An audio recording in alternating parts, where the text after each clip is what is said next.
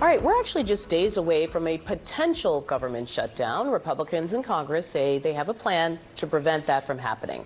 House Speaker Mike Johnson is putting together what's called a continuing resolution, which would basically just keep the government open through September. The vote is expected Tuesday, and House Democrats, well, they're actually planning to oppose the plan. Could happen. I mean, the Democrats want that. They want to destroy the country. So I can't tell you, but it could happen. It shouldn't have happened, and it probably won't. I think the CR is going to get passed. As Democratic lawmakers face a shutdown, they're also facing angry voters who say that they actually need to be doing more to stand up to the majority party. I don't think waiting for 2026 and persuading people and small steps is the way to go. I think we need to do something stronger. I don't either, I think we need more Al Greens. I need for you to represent how angry we are and our concerns. Joining me now to talk about all this, Congresswoman Hillary Scholten of Michigan. Congresswoman, thank you so much for being here.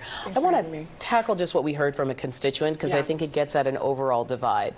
You have Democrats for some Democrats in Washington, like Senator Fetterman, saying this is chaos, I'll never vote for chaos, to burn the village down in order to save it. Is pretty, he said, that's one of our core responsibilities, is to keep the government running. And then you have a constituent that says, get up and fight. Yeah. You know, it is chaos, but it's chaos of Republicans' creation. I think it's so important for the American people to understand and realize we did not have to be here. These funding deadlines have been set for years. We know they're coming. But there have been so many past government shutdown fights. What lessons have Democrats learned from that? Well, I mean, we are planning to oppose this CR. The American people want us to fight, and they're going to see us fight. We are using the tools of democracy to defend our democracy. We just need 3 courageous, patriotic Republicans to join us and prevent this disastrous continuing resolution. Because, I mean, Audie, if you have seen what is in this thing, it is so harmful to the American people. You know, cutting Medicaid, cutting Medicare, threatening Social Security, cutting veterans' benefits, you know, while handing out tax breaks to, you know, their billionaire buddies, and, you know, Elon Musk is getting, you know, brand new contracts every week. This is not the budget that the American people want, so we'll be opposing it. Let me follow up on that point around Elon Musk. You had Michigan Senator Alyssa Scholten also talking about concerns about voting to keep the government open while Elon Musk DOGE continues to run through the federal government. Here's what she had to say. The president has been deciding how to spend the money any way he wants, even when we have a budget that both Democrats and Republicans voted on. That's a constitutional issue, right? Everyone knows Congress has the power of the purse. So until I see some assurances that whatever we pass next week is going to ensure that the money is spent the way Congress intends, I'm going to withhold my vote until I see that.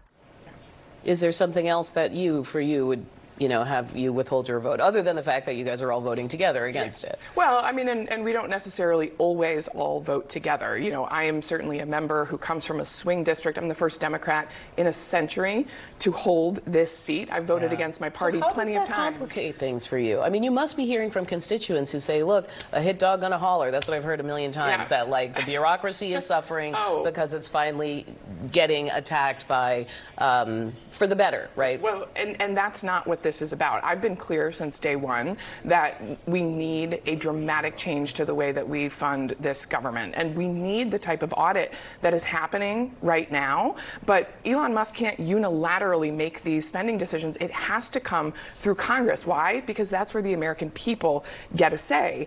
You know, Elon Musk is operating DOGE in the shadows. We don't know what he's doing. That's why I introduced my CLEAR Act, to make sure that DOGE is subject to the same oversight and transparency requirements as other agencies. So this goes beyond his website with his quote-unquote wall of receipts. You're looking for more? Absolutely. Do you have the power to, given that he's in the executive? Well, so DOGE should be subject to the Freedom of Information Act just like any other agency. So journalists and the American people can see what he's up to. What's he doing with this taxpayer data that he has? You know, are there actually all these billions of dollars in fraud that they're claiming? You know, the only publicly available ledger that they have put out there is full of errors and miscalculations, and they're using that as the basis to take away people's Social Security. We're not going to stand for it. Any Republican co-sponsors for that? We're still waiting. Still working? It's on the table. Okay, great. Congresswoman Scholten, Democrat from Michigan, thank you so much for being with us. It's now 50 minutes.